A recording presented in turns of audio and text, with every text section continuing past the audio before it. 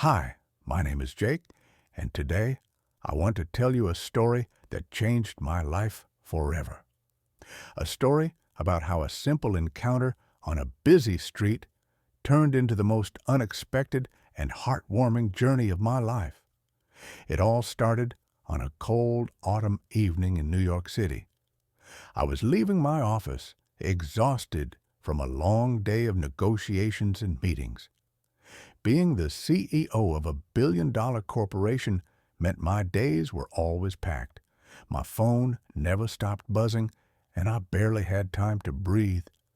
As I stepped out of my sleek black car, making my way toward one of my favorite upscale restaurants, a small voice called out from the sidewalk, Mister, can I have your autograph?"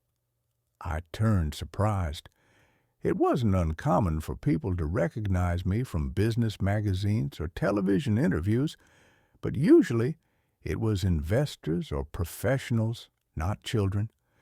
In front of me stood a little boy, no older than 7 or 8, dressed in a worn-out hoodie, his shoes barely holding together. He clutched a tattered notebook in his tiny hands, his eyes wide with admiration. I sighed, checking my watch. I really didn't have time for this, but something about his hopeful expression made me pause. I knelt down and took the notebook from him, flipping to a blank page. "What's your name, kid?" I asked. "Danny," he said, smiling. "Danny Parker." I signed the page with a flourish, handing it back to him. "There you go, Danny. Now, you better hurry home. It's getting late." But instead of leaving, Danny's smile widened. "Thanks, mister. That's all I needed." With that, he turned and ran down the street, disappearing into the night. I shook my head, amused, and continued on with my evening. Little did I know that one small interaction would change the course of my life forever. The next morning, my assistant barged into my office, her face pale with worry. "Sir, we have a situation." I frowned. "What kind of situation?" She hesitated, then placed a newspaper on my desk.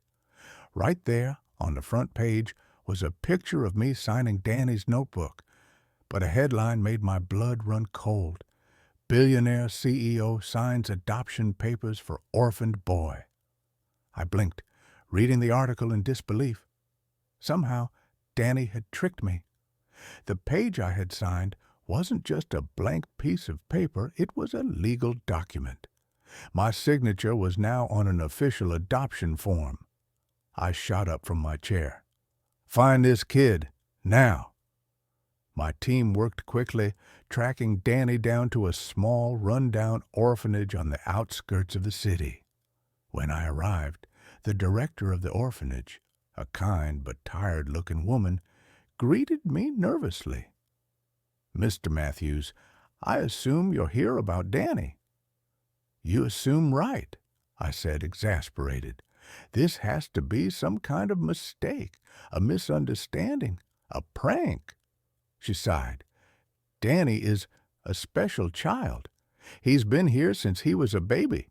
His parents died in an accident, and he has no other family. He's been adopted twice before, but both families brought him back. They said he was too much to handle. He's smart, but he's also mischievous. I suppose he thought this was his only way out." I ran a hand through my hair. This was insane. "I can't adopt a child. I run a company. I work 14-hour days. I don't even know the first thing about raising a kid." "I understand," she said gently. "But before you make any decisions, maybe you should talk to him." I sighed, reluctantly following her into a small playroom. Danny sat on the floor playing with a worn-out toy truck. When he saw me, his face lit up. "Mister, you came." I crossed my arms. "You tricked me." He grinned. "Yeah, but you're not mad, are you?" I exhaled slowly. "Danny, you can't just forge documents to get what you want. That's not how the world works." His expression turned serious. "I know, but I had to try. Nobody ever picks me.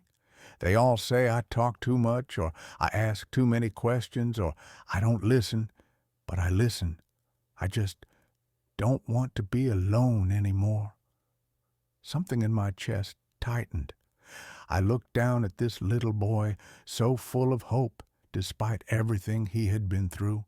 I had spent my whole life chasing success, building an empire, and yet, in that moment, I felt like I had missed something far more important.